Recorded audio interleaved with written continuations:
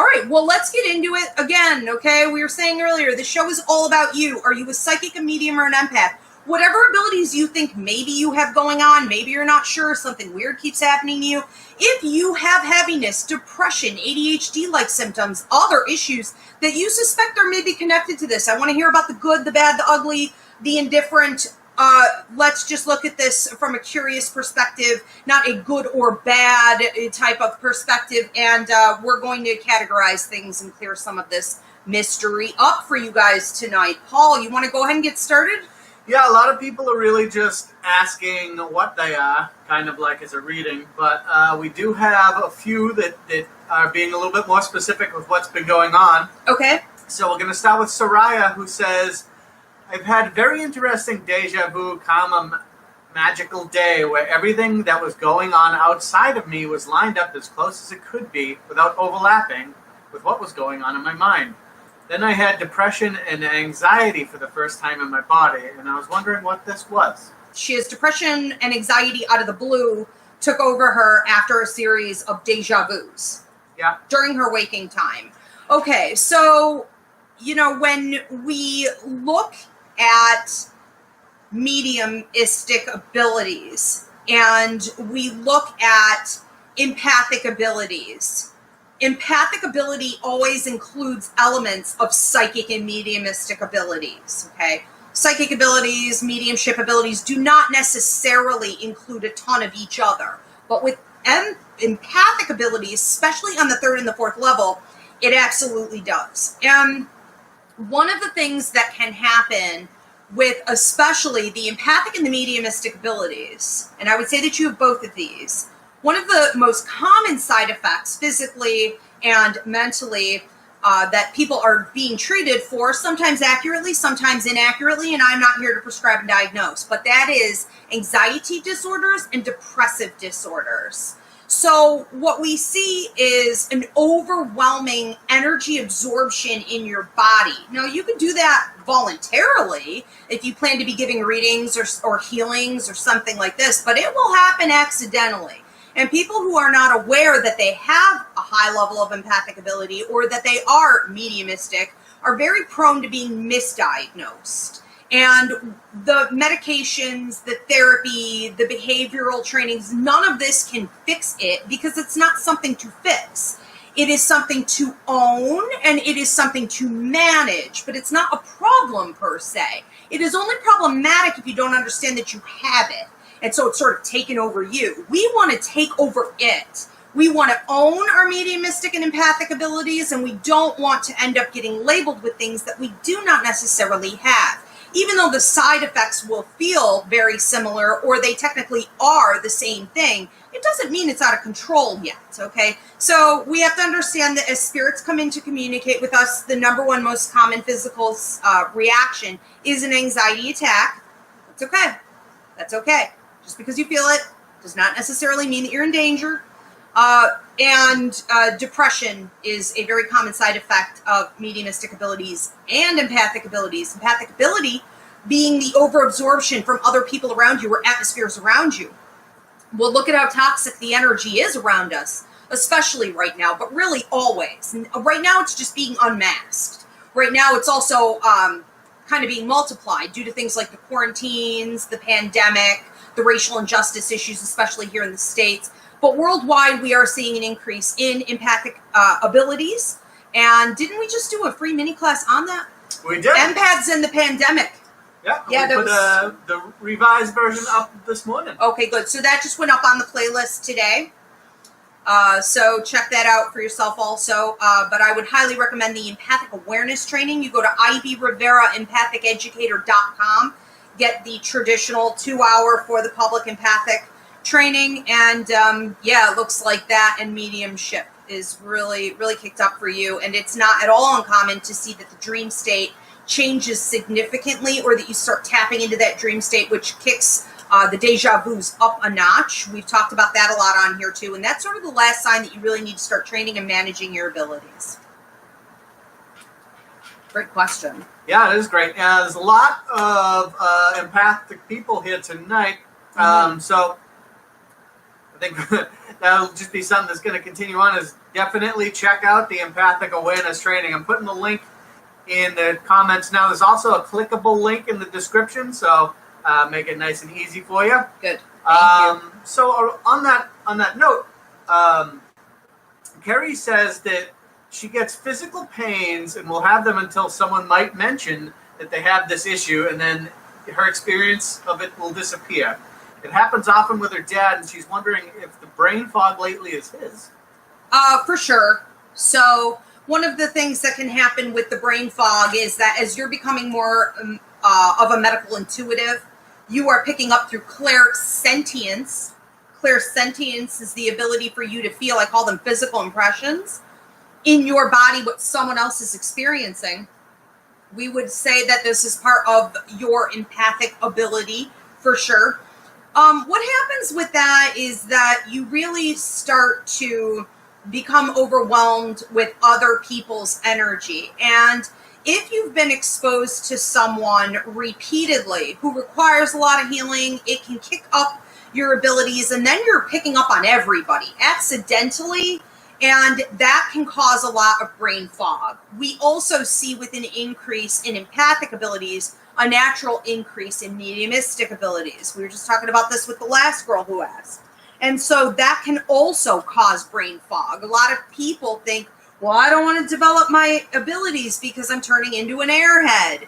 And it's like, no, you're going the wrong way. You can't reverse intuitive intelligence. You have to learn to manage it and hit the high notes and eliminate the negative stuff that you don't want anymore. So it's something that you definitely want to start working with, especially in understanding what is causing your fogginess, and to understand that when you feel from other people that they need or require that healing, it's not necessarily that you should be doing it. You have to understand when it's appropriate for you to be doing it, and you have to make a choice to do it, not just be sucked in energetically and then drained into it. Okay, so healing abilities such as Reiki would be a great thing for you to train in. Psychic surgery. Now, in our Reiki trainings here at the Academy, we include both in one training. That's pretty rare. So you have to understand what kind of healing you want to start giving people. It would be great for you to have a constant outlet, since now you have really increased a lot. And that would be anything from being a counselor to therapy to giving readings, to giving Reiki or psychic surgery sessions to people. And the really important thing for you is going to be, as you go forward, to make sure that you're cleansing it out of your body multiple times a day. So maybe 2-3 times a day, you stop, you visualize, you cleanse it out, and keep Epsom salt in the bottom of your shower to detox. That should clear up some of the brain confusion. Yeah. I want to thank Leanne for a donation. That's very awesome. So thank fun. you so much. Thanks, and thank guys. you, Woken Child. This is fantastic. You guys are awesome. Yeah, so speaking of, Leanne had asked the question earlier too. She says she feels like she's an empath for sure. And she's wondering, do I have any gifts? Yeah, I'm going to get into that. So I'm going to say this for you and who I was just talking to. The empathic awareness training up on the website is going to be key. Okay, because this can sound like it's hitting home with you, but when you leave here, what are you going to do about it? You have to learn the right blocking and cleansing techniques to use every day, and it's throughout the day, every day. It's not every here and there. So is it Leanne? You said Correct. Wants to know if she has any empathic abilities. So Leanne, the first thing that I'm getting with you is 2 years old, and I'm getting a ringing in my ears, and so something may have happened to you at 2 years old. Are you going to remember it? I'm not so sure, but you go back, check with family maybe. Something would have happened either with your parents. There could have also been a death in the family, so possibly a grandparent. There could have been the birth of another child, or like a residency change. Something happened in your life circumstances at 2 years old to turn you on. Now, at that point, you would have gone from the second level of empathic ability, and at that point, it already looks to me like it was hereditary. So it is, we know this from research, hereditary, but look at other people in your family. Did you have people that were maybe prone to mental illness, possibly, or drug and alcohol abuse, or anger issues? Were they sort of depressive and very detached? And then did you have other people in the family that were tremendous communicators and healers, and everyone was drawn to them? They were super artistic or even musically inclined. You know, it can go either way depending on how they handle it. You should see signs of this throughout your bloodline. But what would have happened for you at that time is you hit a higher level. Okay, so now we're entering at 2 years old, super early. The third level, most people don't hit that until they're in their 50s or 60s. And you would have become almost hyper sensitive or hyper vigilant sometimes if other people needed something from you, if maybe your parents were upset, someone you love was in need of healing or encouragement. You may have felt that you didn't have a choice. You were just gonna give it. And even in circumstances where you didn't decide to give it, people were draining it out of you. So you may attract vampires, narcissists, sociopaths, emotional vampires, needy people, people who don't ever want to stand on their own 2 feet, but they want to complain about stuff all the time. These are people you're going to be prone to attracting. So we talk a lot on here about law of attraction. We did a free mini class on that recently. You're going to want to check out for yourself. What was it called? Intro to Law of Attraction or something. And so we got creative on that one, I see. So anyways, you know, it's basically that it's a myth, right? So people who talk about law of attraction a lot, they'll say, you like attracts like, you attract what you are, you attract what you are putting out. No, not for empaths. It does not work that way for empaths. We attract what people need, and we get stripped and drained and then blamed for it, you know, and it's something you're going to want to be mindful of, especially with coworkers, friends, and in your love life and things like this. Okay, so there's a lot going on with you. I think what would be best for you to do with it is combine it with a lot of your psychic abilities that you have going on, because you seem to be hyper vigilant in a lot of ways where it's almost like hyper intuitive. And you may have noticed this if loud noises were bothering you, bright lights, Walmart, you know, things like this. You would see that you are way too in tune to things psychically. It can cause headaches, stomach problems, and a sense of nervousness or anxiety, but you don't know why. Okay, so yeah, I would develop both of those. I want to thank Shalon for a donation. You guys are you guys are making me blush here. Thank you, Shalon. You guys are very awesome. That's so great. Soraya had said thank you so much. Clarifies a lot of what I'd come to figure out. You know, I felt like I've been very open to absorbing things. Like you said, I'm grateful to have this understanding. Good. And Kerry said thank you, as did Leanne said thank you very much. Good. Well, and hopefully if you guys are listening to other people's, you know, you're learning a lot about your own self. So what we focus on here at the Academy is always learning from one another. You cannot learn this in a vacuum, okay? We have to feed off of each other's patterns. So okay, we have one from Woken Child. Okay. She says, I grew up separated from my family since I was an infant, and throughout my life I had random experiences, and a very scary one in 2009. Were these all steps to a higher awakening? I feel like it is, but what is it? Well, you know, that was one of my major wake-up calls, because I ran and hid from this my whole life. And a scary thing that happened to me was actually my major wake-up call. And that was the moment when I realized I'm not going to get away from this. This is following me. So you're one of those light workers. You're one of those healers that isn't chasing it down. It's following you. And that's okay. But at some point you have to realize that this is part of your life contract, okay? So I do life contract readings where we look at what you signed on to before you came to Earth. People who cannot get away from this often feel that it's causing disorders for them, or that it's scary. It can be scary while you're awake, and scary while, you know, you're in a state of sleep and really vulnerable. And I think that one of the things you want to be aware of is that just because it doesn't feel good doesn't mean that it can't be used for good. It just means that right now you're out of control with it and you don't understand what it is. It is also a reality that for those of us that are genuine light workers, that there's a sort of torturous element here, and it can feel very much like you're under attack, because in a lot of ways you are. We have a free mini class up called Fighting the Dark, and I think that it's important to understand that when you come here to spread the light, and the Earth is somewhat of a war zone between light and dark energy, you will be under attack more so than the average person. So people that, tend to be out there and they're like doing this and it's all excitement and it's all fun and games all the time, I'm like, that is not genuine, because that is not what it actually looks like. It is hard. Okay. So for those of you that are struggling with it and you feel like there's something wrong, it's not that. It's just that you need to understand where your abilities are, and boundary setting is going to be a huge key for you. Keeping out the negative, pushing off those attacks, and knowing how to focus on the light properly so that law of attraction can kick in. And the more you focus on the light, the less that will be allowed to get in. It's sort of like saying what you feed is what you get. And if you're not deliberately feeding the light because you don't understand this, it's automatically allowing, darkness in. It is also called, what were we calling this? Visions of, what is the death?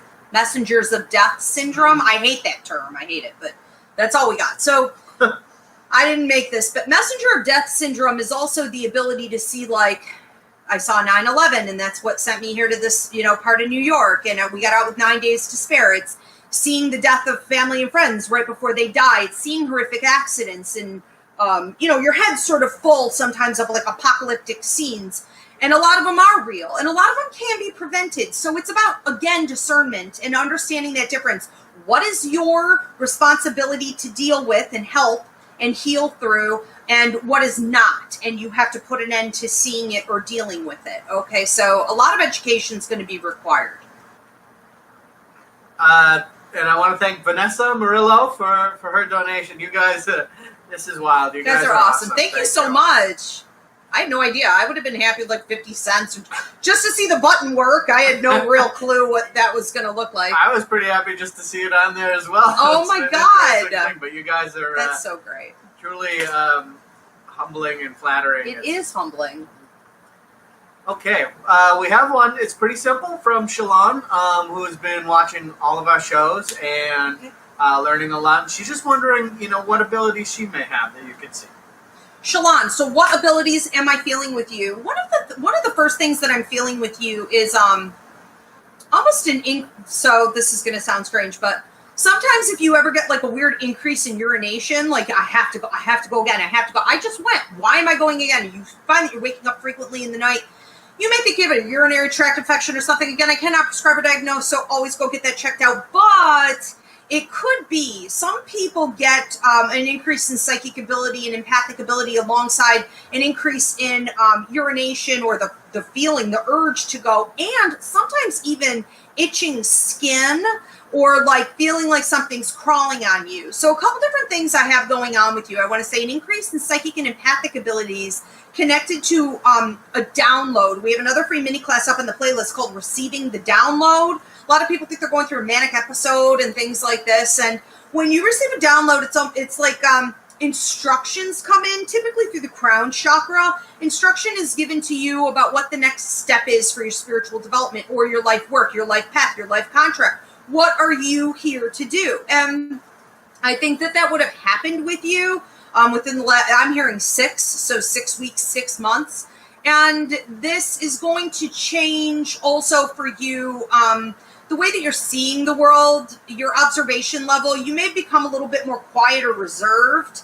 And we have something called Kundalini that would have happened probably right after the download, where you could have gotten like a chronic runny nose, or you may have thought that other people were sick and you seem to be the only one. You thought maybe it was allergies. This is a detoxing process. Part of the detoxing process with an awakening and a Kundalini is that you start to see things differently, and your vision may change, and you will hear things differently. You will also get a frequent ringing in your ears, like a tinnitus, or like when an airplane goes up or comes down, like a blockage or a feeling of pressure in the ears. That's called clairaudient ability, and this would have also developed for you. Clairaudient ability is the ability to hear the spirits in your head as though it is your own voice. So we have spirits now putting more information into your head, whether it's for you in your own healing and development or direction.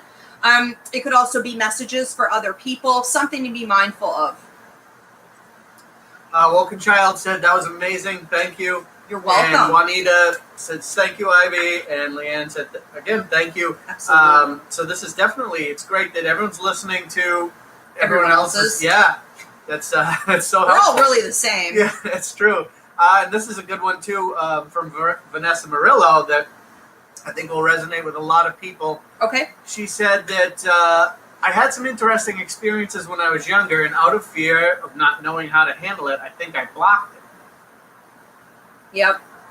You probably did, but when a lot of people think of blocks, they think of a reversal, and that is not possible. So I've tried, okay? So there's no such thing.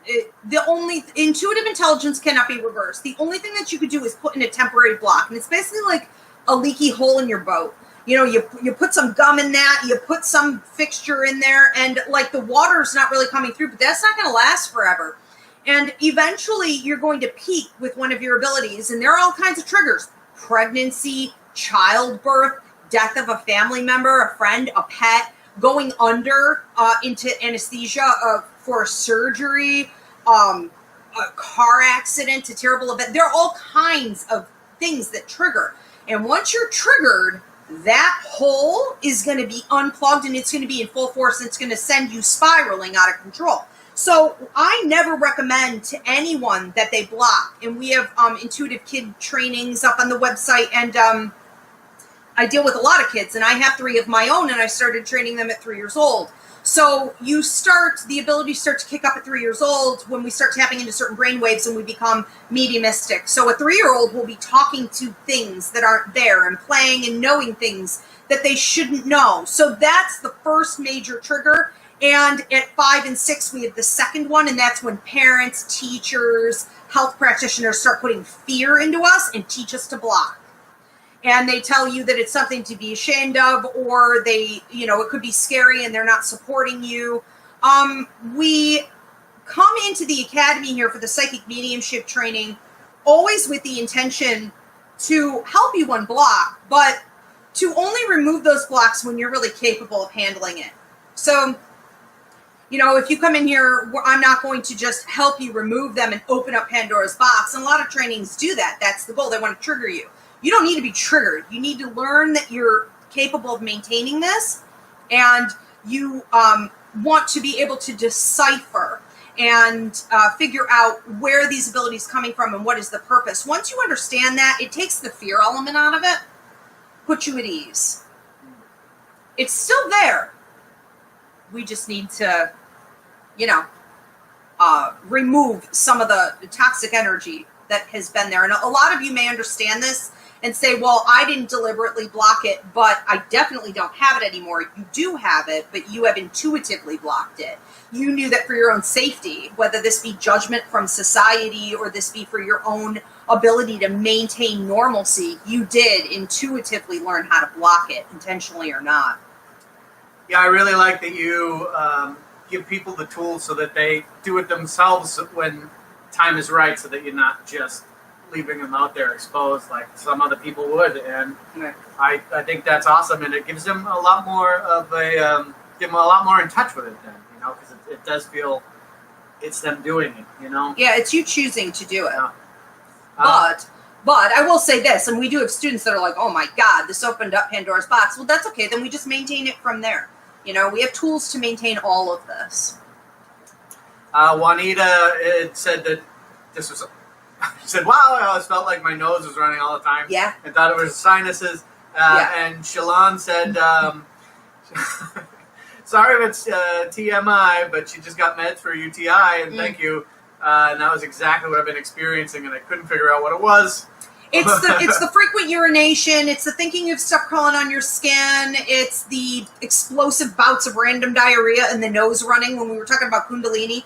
It's all gross stuff, and it doesn't make any sense because, you're not contagious. They're phantom. They come and they go. No one else seems to understand. It's all this. And an increase in intuitive intelligence happens for a lot of reasons. It's not necessarily a problem. Yeah, that's really hilarious that she just went in for the UTI. Perfect timing. Yeah. Okay, so we have one from O Bernardino, who was also asking about the classes, which are great. And so that information I did post up in the chat, but off in the description is clickable links, so you can find anything you need to know about the mediumship course through those links. And if you have any questions ever, feel free to email me. I will definitely answer those for you. But O was asking both, I think I'm a medium, but I'm not sure because I had the gift and then it seemed to go away. Am I answering Bernadette or am I answering O? This is O Bernardino. That's the same person. Bernardino. Oh, okay. So you think you had it and then you all of a sudden didn't. Yeah. Okay. Well, so I put up a little video clip today on my TikTok, and I think it ran everywhere by now, that talked about that a little bit. I think that one of the really common things to have happen, and that's why I used that clip to run today to advertise this, is that people think they have something, and then all of a sudden, like, where did it go? And it feels wrong. You know, it feels like something's missing from you, and then you always wonder, will it come back? Should I try to bring it back? And one of the things that we never really look at is our lifestyle. So sometimes with mediumship, we can have a change in lifestyle that blocks it or increases it. And we here at the Academy are always talking about channeling only spirits in the light. It's not that we don't love earthbound spirits, and it's not that we don't, try to give healing everywhere, but it is not really safe to be channeling those all the time, because if they haven't figured out their life yet, why are they in a position to give direction? That's just common sense, right? You wouldn't take direction from one of your friends whose lives is a complete train wreck. That's not who you go to for advice. So we have to be careful how we do it. And sometimes what can happen is that we see that we're sort of cut off from a lot of mediumistic abilities because we started drinking a lot, we started a lot of drug use, or we started some toxic and negative habits that have allowed in for some more negative energy. One of the other reasons that, and I'm not saying this is your case necessarily, but one of the other reasons one of the other things that can happen with that is that we see more negative energy coming in. So you would feel like maybe nightmares increased or toxic energy from people around you. Circumstances started to kind of go downhill at exactly the same time. This is a sign that there's been a shift, and it's possible that it's something that you've allowed into your life. And we could see it also with relationships. So at the core of our prosperity and at the core of our ability to connect with spirit is our relationships. And when some of those get really toxic, it's sort of like you're polluting yourself and you're not owning that. And so in a way you could say that your self-care decreased. And so we would see ourselves cut off more from spirit. Now, why does that happen? Not because spirit has ever abandoned us, but because there are laws in the light. And those laws state, for example, that spirit, your ancestors, your guides, they can only come to you a few times to give you direction. I use 3 as sort of the golden rule. Once they have told you that you needed to make change in some area 3 times, if you've decided, I'm not going to bother to do that, that's too much work, or it's going to create discomfort, or, I'm happy enough with what I have going on here, they will start to pull their energy back. And so it can feel like you got shut off. The other reason it can happen is, I don't want to repeat myself, so it was, who just asked a minute ago? Did I block my abilities? What happened? Yeah, that was Vanessa. So the answer that we gave to Vanessa, so El Bernardino, you can go back and listen, that would also apply to your situation, potentially. So you have to figure out sort of what it is. But I feel like it could have been a combination of both. That's good. So we have one from Rachel who says, she says she's an empath and she's looking how to control it better, which, we covered with the empathic awareness class. She went on to say that she's always felt like she's had darkness attached to her, or part of her, that has led to destructive behaviors. Is that attached to the empathic? Yes, but it's more attached to mediumistic abilities.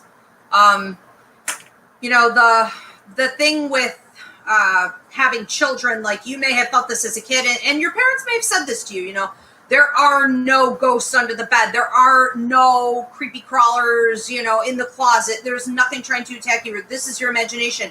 Not so. For a mediumistic or an empathic kid, this is so real and tangible. It's literally horrifying. And when that starts to just accumulate because you're feeding it with fear, it just spirals out of control. And we need to be empowering our children. And so where you are right now, it's almost like you want to look at yourself as like, an inner child. You want to see yourself in that childlike form and remember back to times when it was getting really bad.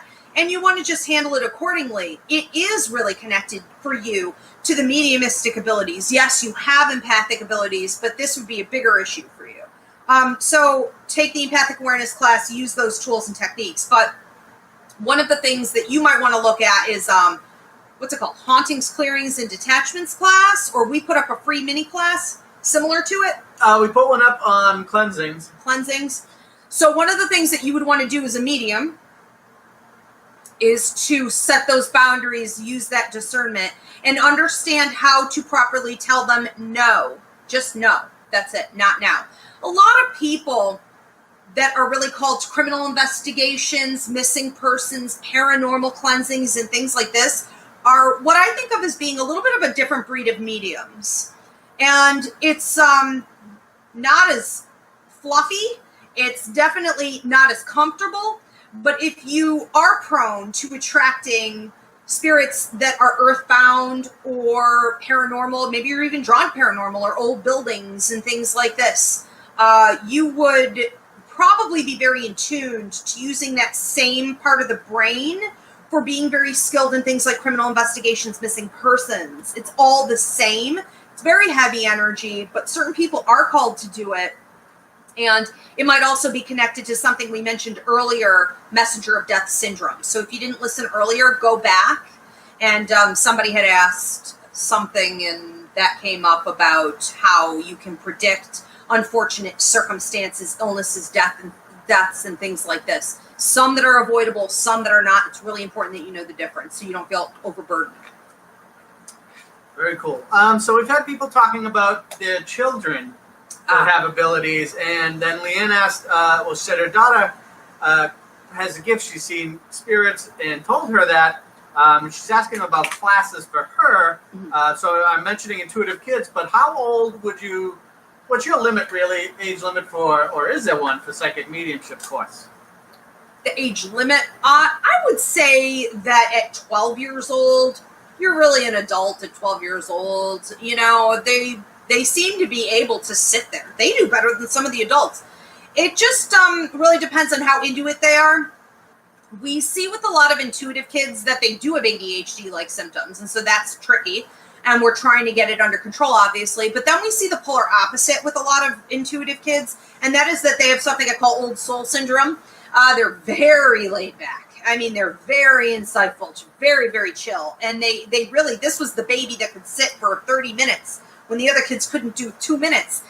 They just can, absorb it, and it resonates with them because, I have a bug in here attacking me, but because they are in tuned with it from previous lives.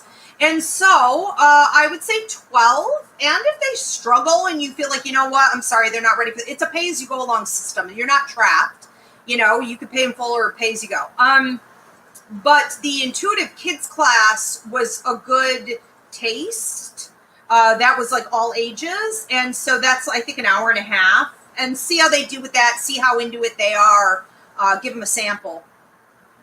But I started training my kids at 3, and they were working for the public by the time they were, about 12, 13 years old, giving full-on readings. So it's not too early. Awesome. Yeah.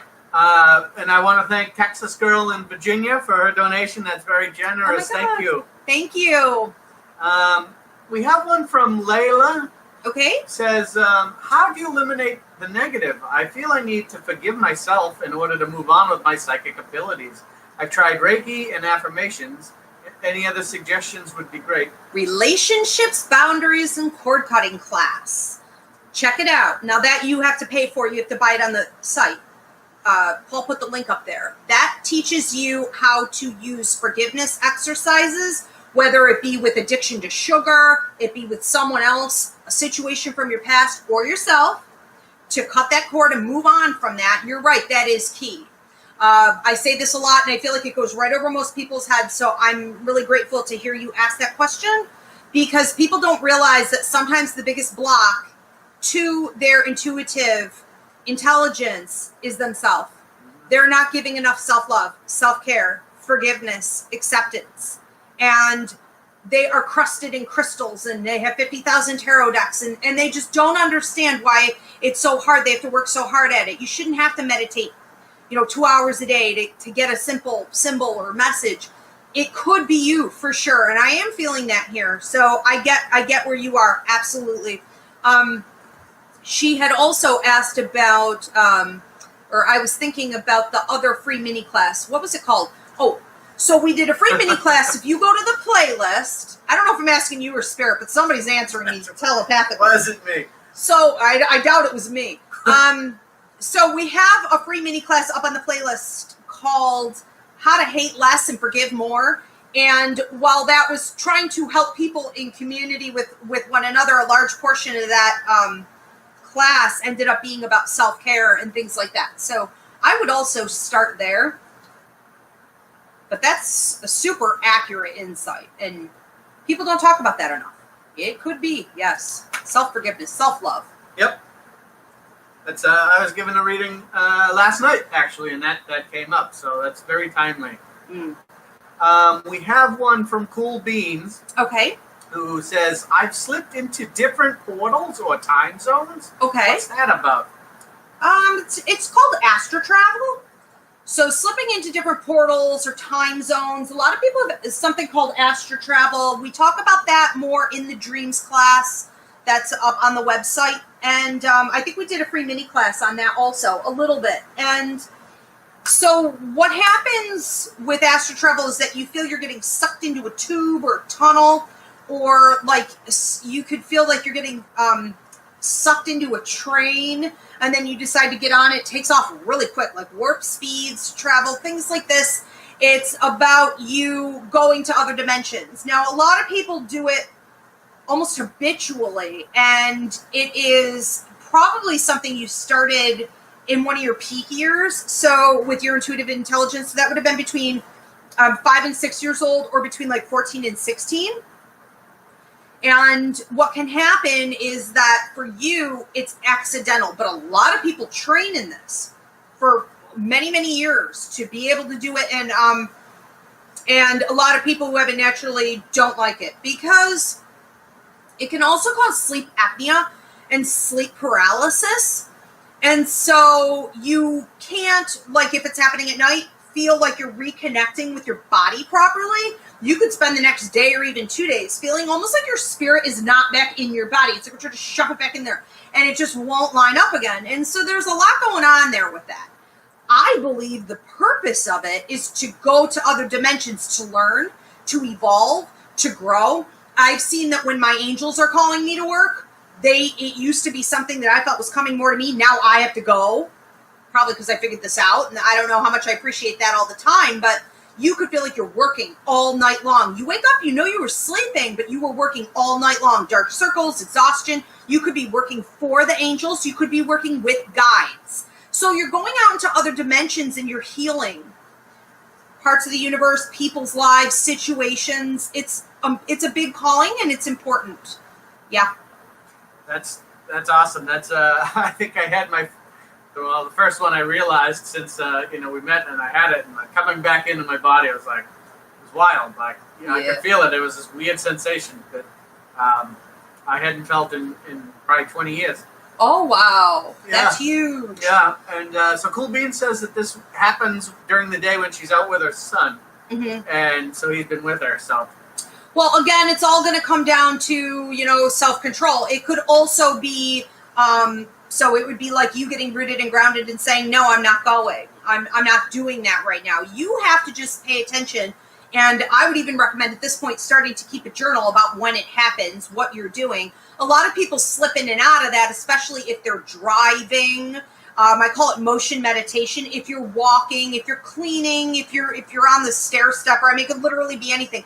But when you're in movement, it can often happen. Also, if possibly there's something in your environment that you want to escape, and I'm not saying your son is not a lovely person and everything, but sometimes kids can be stressful, or it can be too much information. Kids don't have a ton of audience awareness. And so if that is too much for you, you may also just sort of be slipping out of that into this almost like a deja vu state.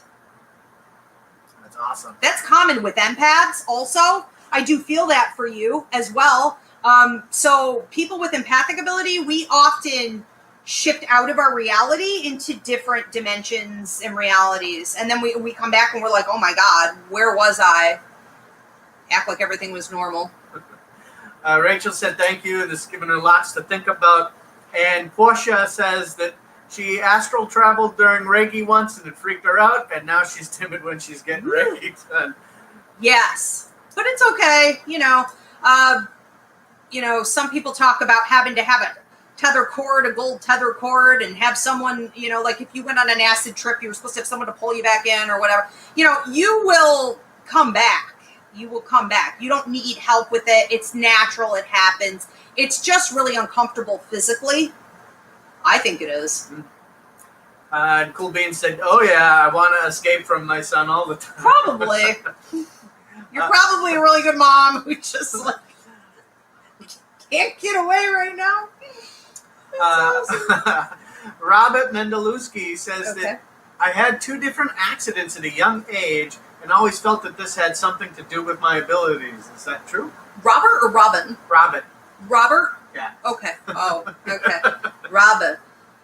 Thanks for clarifying, Paul. Yeah. Okay, so Robert had 2, what were they? 2 different accidents at a young age. Yeah. Okay, 2 different accidents at a young age. So yes, absolutely. So one of the triggers is near-death experience, or having to go under for a surgery, or having some type of an accident. Could be anything from like a tornado to a car accident to falling and breaking your arm as a kid, but like it was very traumatic for you. So anything traumatic is going to trigger us up into another level of intuitive intelligence. And there are just countless levels. I don't know that intuitive intelligence ever ends, even after we die or we evolve. It just seems to just go endlessly. And so when you get up there, it can become hard. A lot of people think they have something called a walk-in, which is like when another soul comes into your body and takes over you, or you have to reside with it. And I can believe in some of these things, but I also think a lot of people are confusing a walk-in for something like this, where you were basically triggered, and for you were triggered multiple times, and you no longer really associate, maybe even with your family or your friends. You don't see the world the same way. Your personality changes dramatically. A lot of parents don't know what to do with their kids when something like this happens. And it's all okay. It's just that we see things different. We feel things differently. We can become hypersensitive at that point too. So a lot of people start to wonder if their child is autistic, and they can become hypersensitive to noises and to lights and to groups of people. Anything more than like 2 people can make a child like that, cry or have a meltdown or become very aggressive. And we really just want to look back at what happened around that time. And if you can remember, I would keep a journal on it for yourself. And I would even sit maybe for like 10 minutes with your joy guide. Your joy guide is your spiritual development guide. And ask your joy guide while you're journaling it out to just show you how you were and then how it changed. And pay attention for probably like the upcoming year. If it happened when you were 5 years old, look all the way from 5 to 6. How did you change? Did your dreams change? Did you become more susceptible to things like ghosts under the, in the closet and monsters under the bed? What did it look like for you? And then we can break down where your abilities are and how they sort of started, and then manage those specific ones from there. So they probably just never got managed. I just want to interject as someone who's gone through a psychic mediumship course. Anything that I felt affecting me in my life, that I didn't know what was going on, like I took this class and it answered everything, like just starting to understand what my empathic abilities were, understand mediumship, and then like everything that I had a question about, it, you learn it, and it started to take shape and take hold. And so for anyone asking, that has an inkling, I would suggest taking it right away. It's it answered everything for me. Yeah, we start October 7th, or you can do the video download anytime. But I also want to say this to Robert and anyone else listening. If you were abused as a child, if you were neglected, if you grew up in a society where they treat you like garbage because of the color of your skin or you're a female, if you have been exposed to any kind of abuse or neglect, you're an intuitive to a much higher degree than the average person. And we have to remember that causes aggression, depression, anxiety, all kinds of conflicts. And we really don't understand why spirits are always coming to us and why we want to heal people and why we're so sensitive to things and how we know things. We know things. We have no real way of explaining how we know this other than psychic ability. So this is for you, okay? And that part of the population gets left out of this a lot. Yeah. Okay, very good. So we are at time, yes? Yes. Very good. All right. So I do want to invite you guys, of course, okay, to register. Psychic Mediumship course begins October 7th for the fall semester.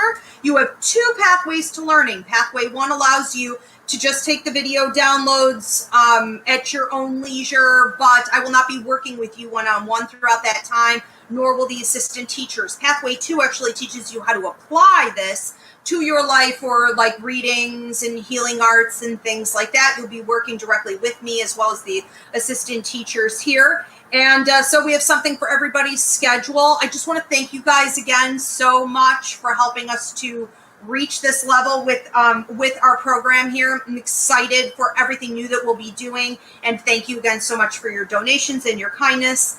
Please do subscribe and hit that bell to get the alert for when I go live for your horoscopes, the Q&A every Monday night, Ask Ivy, 9 p.m. Eastern, where I take your personal questions or free mini classes.